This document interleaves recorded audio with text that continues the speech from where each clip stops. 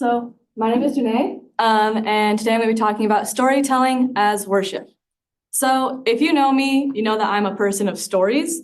So, if you ask anything, literally, it could be, what'd you have for breakfast today? Like, what'd you do last weekend? What'd you do today?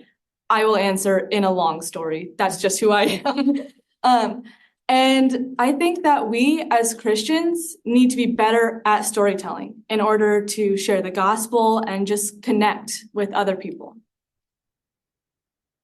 All of these tell stories. I'm sure that you have done at least one of these things at some point in your life, whether it be watching a movie, watching a TV show, or reading a book. We live in a culture that is full of stories. That's just how it is. We have all of these things and people engage in these almost every single day. So you could watch, like that one, you could watch Top Gun. That's engaging in a story. Or you could watch The Sweet Life of Zack and Cody. That's engaging in a story. Or you could read Pride and Prejudice. That's engaging in a story. We just live in this culture of stories. Now, these are the more popular ones, and there are some like less commonly known stories, such as billboards, murals, and bumper stickers. These all also tell stories. So for the billboard, there may be, like this one, 4 words, but it tells a story. It creates the story that you are really craving this cheeseburger. You really want to go to McDonald's. You want to buy what they are selling. And for murals, they don't even have to have words, but it creates this story. This is a Banksy piece, of course, because I love him. But this guy is throwing a bouquet of flowers rather than a grenade. It makes you think, it makes you imagine, it makes you wonder, it creates a story. And the same with bumper stickers. While it's just a few words or maybe a picture, it creates a story because you're thinking about what it is as you're driving and what maybe caused that scratch. So it makes you think. So to prove this point, I'm going to tell a few stories throughout the speech. And I want you to also recognize that stories evoke emotion. They make you feel something. Whether it be annoyance, sadness, happiness, frustration, you're feeling something throughout every story. And while you're listening to this story, I want you to notice, how do you feel? Okay, so there once was an old woman. She was in about her mid-60s, and she would go to the park every single day. She would go there about 3 p.m, and she would just sit on this bench and watch as all of the kids just came running in after their school day. And she loved watching the little children play on the swing sets. And one day, this little girl runs up to her and she says, "Can you push me on the swing set?" And so the woman smiles and she takes her over and she pushes her on the swing set for about 10 minutes. And then her mother comes and she says, "It's time to go home." So the little girl gives her a hug and says, "I'll see you tomorrow," and she runs away. And the next day, the same thing continues. And the day after that, and the day after that, and months go into this, and this little girl and this old woman have this beautiful friendship that they just do every single day where they swing on the swing set together. And one day the old woman is sitting on the bench and she's waiting and she has her face turned to the sun, her eyes are closed, and she's just feeling the sunshine on her face. And she feels this little tiny hand just come and grab her hand, and she hears the little girl's voice say, "Can you come push me on the swing set?"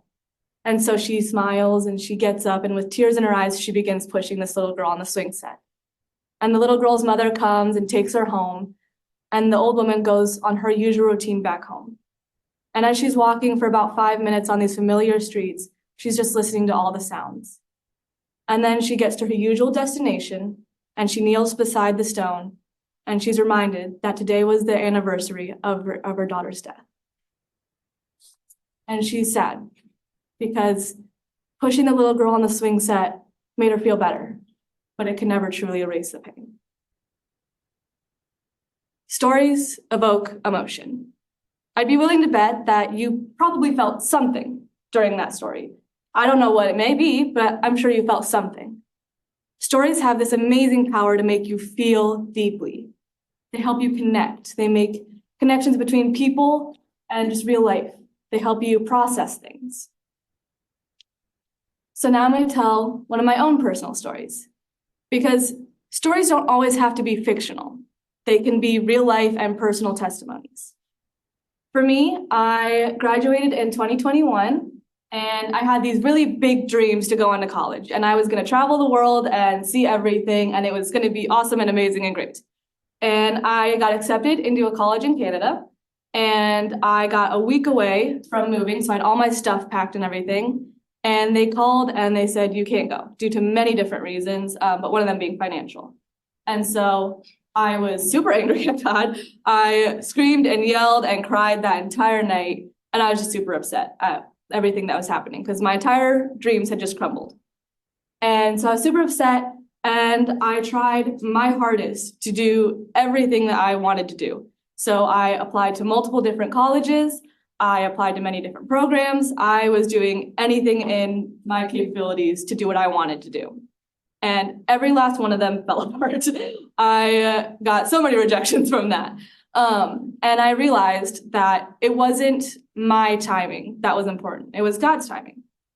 And so I gave up on all those hopes and dreams of traveling the world, and I just stayed where I was. And eventually, 2 years later, I got a call from one of my youth friends, and he had said that his aunt and uncle lived in Honduras, and they were looking for an intern. And so I was like, okay, I'll try, but I'm not gonna get my hopes up because it's for sure gonna not happen again. And so I tried, and then I was on the plane, and by the time I got on the plane, that's when it finally hit me that I was actually going this time. And so when I was in Honduras, I just found like peace and love and just this beautiful family that I grew to care for deeply.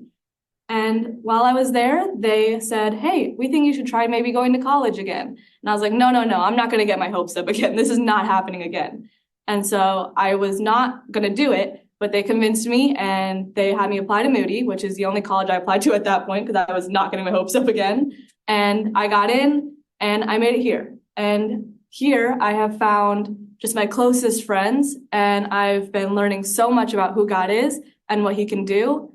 And I wouldn't have done that if I had trusted in my own timing rather than in his. The God we serve is a God of stories. And the key to storytelling as worship is to evoke those strong emotions and use them to the glory of God. My hopes is that in my personal story, you didn't hear me, but you heard God. And that's the power of like storytelling, is if you can hear God, then that's an act of worship. And so the God we serve is a God of stories. And I would hope that you would know that based off of the Bible. He gives us this giant storybook of just his goodness and his love and his faithfulness. And so we have Bible stories. And I'm sure you've all heard of this one, of the prodigal son. But basically, there's this man, he has 2 sons, and the younger son asks his father for his inheritance early. And his father gives it to him, and he goes and he lives this wealthy life, and he squanders all of his money. He uses all of it. He has nothing. He has no food, no place to stay, no clothes. He has nothing. And so he decides to try and go back to his father and say, can I work as a hired servant for you? Because he has nothing else. He has no other options. This is his final option that he can try. And so his father sees him coming from a long way off, and his father rejoices because his son has finally come home. And so his father sends his servants to create this big party for him, and everybody's rejoicing because his son has found his way home. But the older son is left working still. And the older son is upset and angry because he had stayed. He had done everything he was supposed to. He had done everything right. And yet this other son is the one who gets everything, who gets this big party thrown in his honor. And so he goes to his father and he's upset. And his father says, no, we must rejoice. We must celebrate now because the lost has been found, and what was dead is now alive again. And I don't know about you, but for me personally, depending on what season of life I'm in, I can see myself in both of these brothers' situations. Sometimes I'm the one who has run as far away from God as I can, and then I get pulled back in and I rejoice because I have been found again. And sometimes I'm the one who I feel like I've done everything right, but these other people, they're getting a party. They're getting everything that they've ever wanted, but they did everything wrong in my eyes. And so that's the power of great storytelling, is we're able to feel deeply. We understand each of these characters. We can put ourselves into the situation and we know what they're feeling because we felt it. And that's the power of great storytelling, is when you're able to just truly feel exactly what they are feeling. We can also see this in movies. So I'm sure you've all watched a movie where you've been with this main character for over an hour now, and you're sitting there and you're watching, and you've been with them in their lowest points, and you just feel connected to this person. But at this point, they're getting everything they've ever wanted. They're doing the thing. They're getting the girl. They're beating the bad guy. They're doing something right. And you can feel it. You can feel it in your gut. You can feel it when that music starts to swell and you're like, oh, yes, this is finally it. This is what we've been waiting for. We've seen everything. We're ready for them to get what they need. There's resolution and there's justice. And we love that. We want that. We want that resolution. We want that justice, and we can feel it.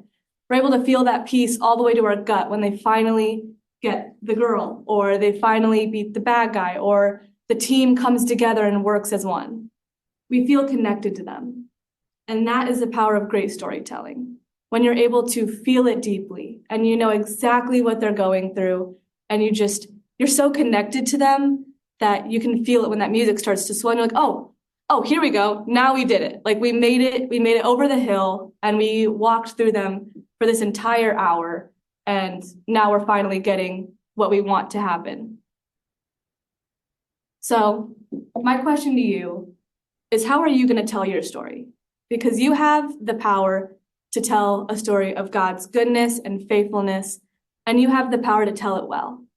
And I think that is truly how storytelling as an act of worship works, is when you tell others your story and you share and you give parts of yourself to these people and you tell them, and then you can connect with them. And so my question is, how will you tell your story? And I hope that when you do so, you will see that you are truly engaging in an act of worship and just giving all glory to God in that way. So, thank you.